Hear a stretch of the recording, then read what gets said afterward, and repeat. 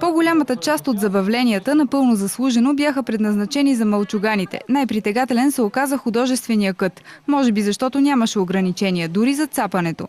Това да нарисувам нещо красиво.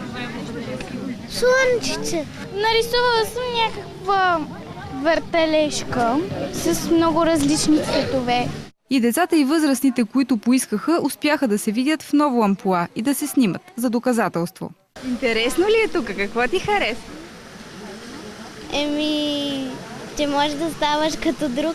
Нестандартните художествени занимания също бяха представени на фестивала. Можеше да се наблюдава на живо техниката квилинг, вид изкуство, при което от тънки вици хартия се изработват изкусни изображения. Правят се ролки, от които могат да се добият тези форми, тези и всъщност показваме на децата как биха могли да направят своя собствена фигурка. Подобаващо място в алеята на културата беше отредено и за любителите на книгите. Желаящите можеха да участват в литературни четения.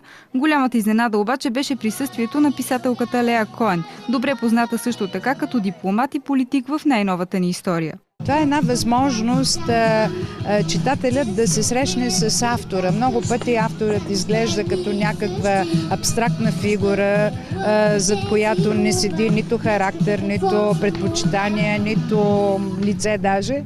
И мисля, че за мен лично, защото аз съм писател, но също и читател, винаги е било изключително интересно и любопитно да се срещна с лице в лице с хората, които пишат книги.